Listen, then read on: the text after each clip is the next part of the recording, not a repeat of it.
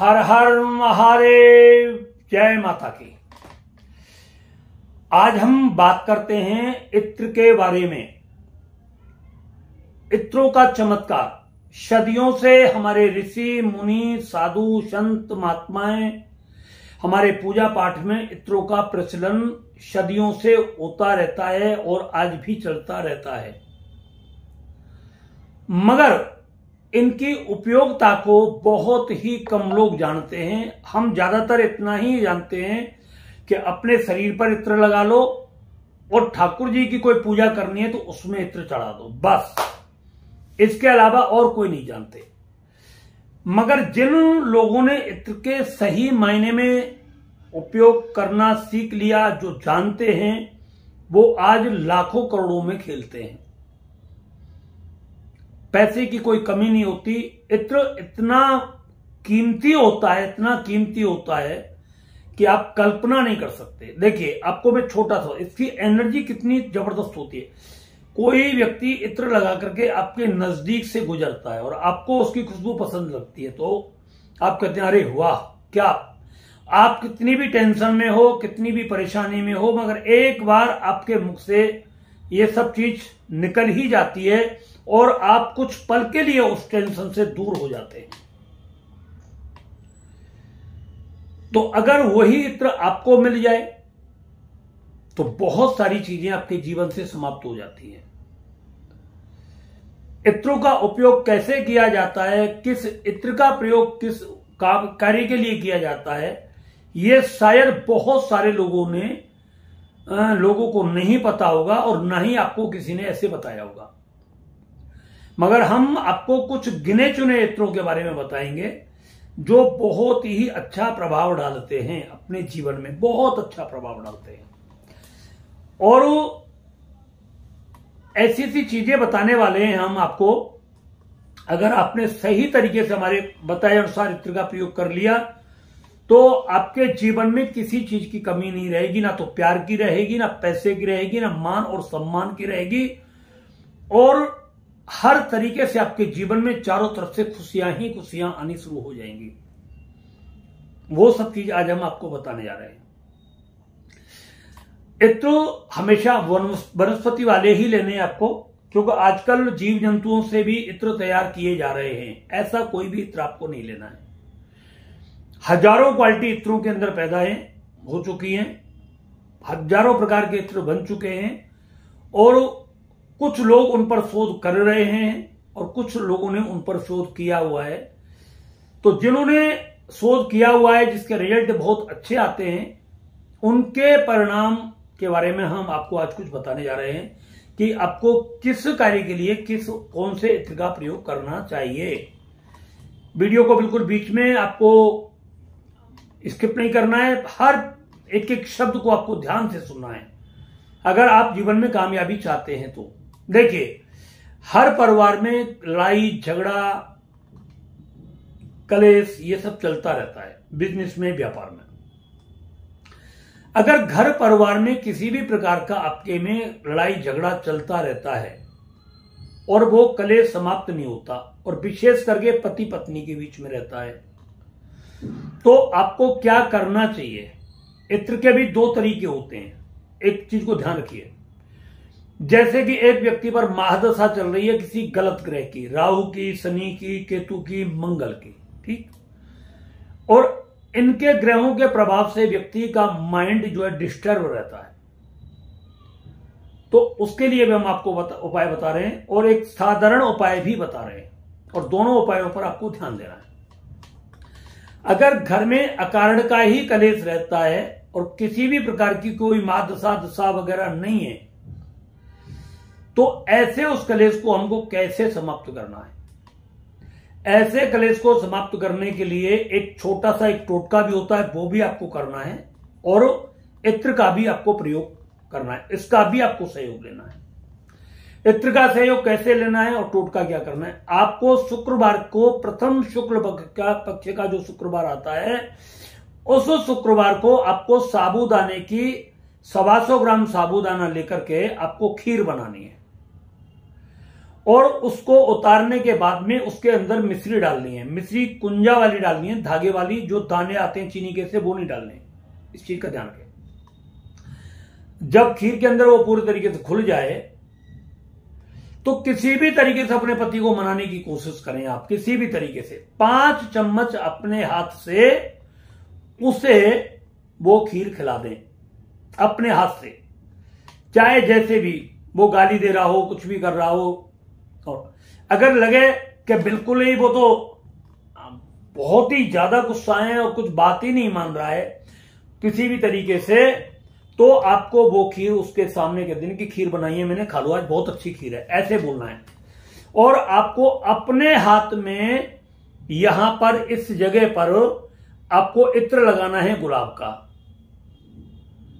का इत्र लगा करके आपको इस उंगली से उसको रफ करना है, रिंग फिंगर से, इस तरीके से। और इत्र की मात्रा ज्यादा होनी चाहिए। और आप जैसे खोपड़ी के ऊपर, सर के ऊपर, उसके ऊपर हाथ रखें, थोड़ा गाल पर भी हाथ डालें कि क्यों गुस्सा करते हो, ऐसा आपको बोलना है। और आप उसको मन ही मन में ये कहें कि जैसे ही ये खुशबू तुम्हारे अंदर जाएगी, तुम्हारा सारा क्रोध एकदम पूरे तरीके से समाप्त हो जाएगा, बिल्कुल छूमंतर हो जाएगा। ये आपने कर दिया काम। जिस तकिए पर वो सोता है पलंग पर, जिस साइड में वो सोता है, उस तकिए पर भी आप थोड़ा सा गुलाब का इत्र रख दीजिए, लगा दीजिए वहां पर। जब वो सोएगा तो निश्चित रूप से आप जैसे कहोगे वैसे वो आपके साथ रहना शुरू कर देगा। अगर ये इत्र आप उसे गिफ्ट में दे देते हैं कि आप इसका इस्तेमाल करिए, मुझे पंडित जी ने दिया है, इस इत्र को लगाने से आपके काम में, व्यापार में वृद्धि होगी और आपको समाज में भी मान सम्मान मिलेगा, आपके सभी कार्यों में आपको तरक्की होगी। आप ये इत्र इस्तेमाल करिए, इसमें से थोड़ा थोड़ा आप लगाइए। तो आप ऐसा कहकर के उस इत्र को दोगे तो निश्चित रूप से उसका काम बन जाएगा। अगर राहु की महादशा चल रही है, बहुत भयंकर राहु की महादशा चल रही है और व्यक्ति बहुत ज्यादा पीड़ित रहता है, हर काम में उसे असफलता मिलती है, इंटरव्यू पास नहीं होते, बीमारी साथ नहीं छोड़ती, घर परिवार भी किसी से बनती नहीं है, काम कहीं लगता नहीं है, मन हमेशा परेशान रहता है, घर में लड़ाई झगड़ा करता रहता है।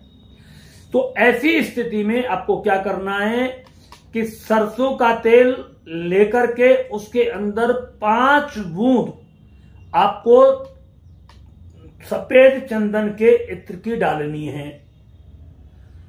और जिस दिन आपका जन्म नक्षत्र हो उस दिन, या राहु का जो नक्षत्र हो उस दिन आपको जाकर के राहु का जो देवता है वो भैरव भगवान है, भैरव जी के पास जाकर के उस दीपक को आप जला दें और 1 बूंदी का लड्डू रख दें।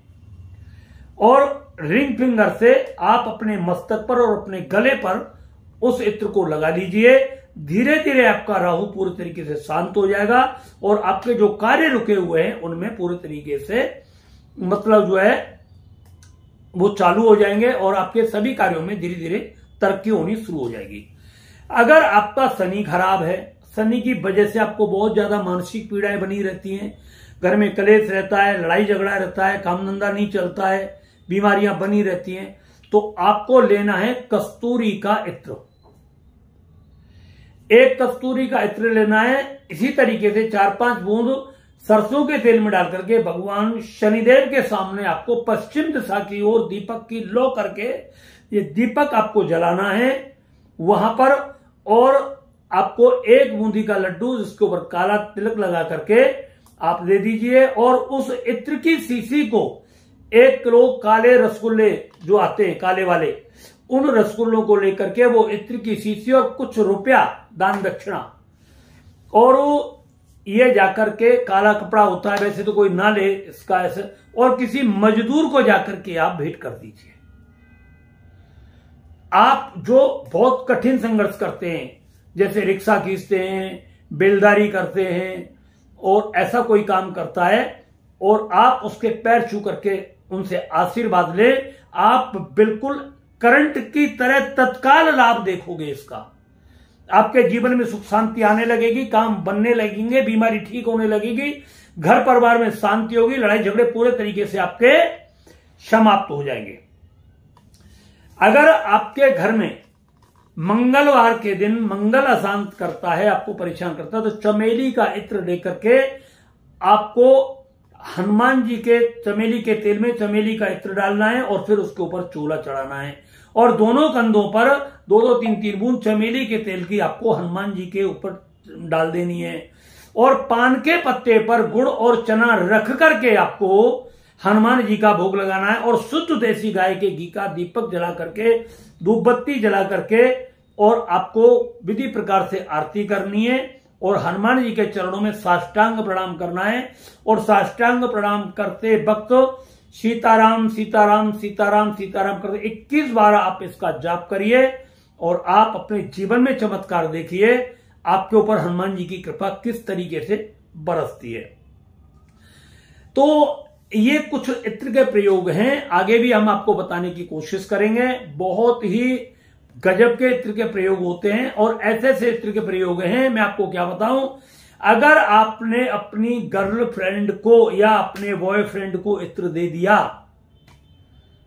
जिस समय जिस नक्षत्र में हम बताएंगे आपको, तो वो जिंदगी में आपको छोड़ेगा नहीं। फांसी खाके मरना मंजूर है मगर वो आपको नहीं छोड़ेगा।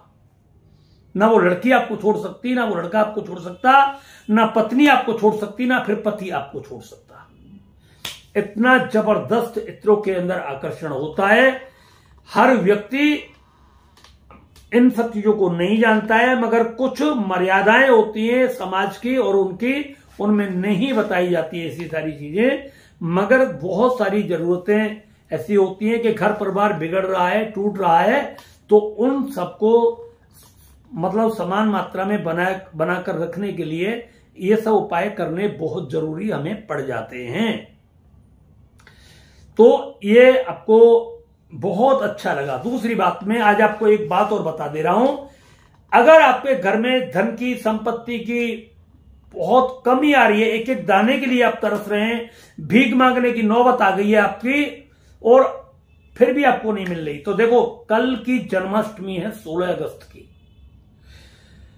प्रत्येक आप मंदिर में पैसा चढ़ाते हैं, लाखों रुपए अपने जीवन में आप चढ़ा जाते हैं और एक गरीब से गरीब व्यक्ति 10-20 हजार रुपए अपने जीवन में जरूर चढ़ा देता है, पक्का चढ़ा देता है। 1-1, 2-2, 4-4, 5-5, 10-10 रुपए करके चढ़ा देता है।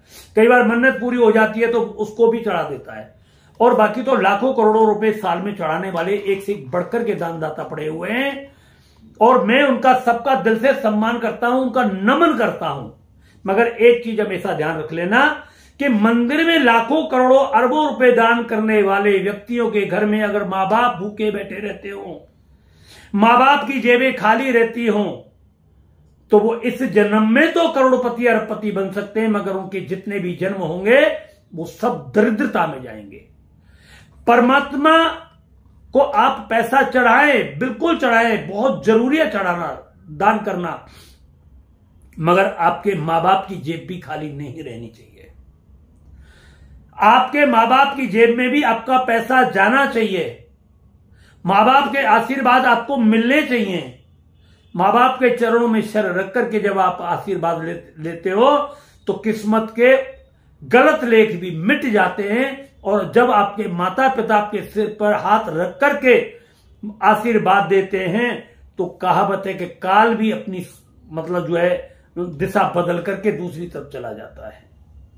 तो मैं आप सभी से हाथ जोड़ करके यही प्रार्थना कर रहा हूं, आप जन्माष्टमी में धन चढ़ाएं, मंदिर चढ़ाएं, मगर इस जन्माष्टमी से आप एक नियम धारण कर लें कि हम अपने मम्मी पापा को, पिताजी को इतना रुपया हर महीने जरूर देंगे, चाहे हमारे जीवन में कुछ भी हो जाए। आप प्रैक्टिकल कर लेना, 3 महीने के बाद आपके जीवन में पैसे की क्रांति आनी शुरू हो जाएगी, पैसा बरसना शुरू हो जाएगा, सब जगह से पैसा आपके पास आना शुरू हो जाएगा। आपकी बहुत सारी हारी बीमारी दूर हो जाएंगी, कर्जा चुकना शुरू हो जाएगा और आपके घर में बहुत सारी ऐसी खुशियां आनी शुरू हो जाएंगी जो आप कल्पना नहीं कर सकते। क्योंकि माँ बाप हमारे धरती के भगवान हैं, इनको दुखी करना, इनके मतलब जो है आशीर्वाद लेना हमारे लिए बड़ा सौभाग्य है और इनसे गालियां सुनना, इनके मतलब जो है श्राप लेना, इनकी आत्माओं को दुखाना, ये हमारे लिए इससे बड़ा अभिशाप इस धरती पर कोई भी नहीं हो सकता। इस चीज का आप जरूर ध्यान रखें। बस अगर आप अपने मां बाप का सम्मान करोगे, आप अपने मां बाप का ध्यान करोगे, रखोगे, तो याद रखना आपको अपने बच्चों से कहने की जरूरत नहीं पड़ेगी। आपके बच्चे आगे से आगे आपका ध्यान रखेंगे, आपका पूरा सम्मान करेंगे और हर जगह जहां पर भी जरूरत पड़ेगी आपका सर हमेशा आपके बच्चे ऊपर उठा करके ही रखेंगे। हर हर महादेव, जय माता की।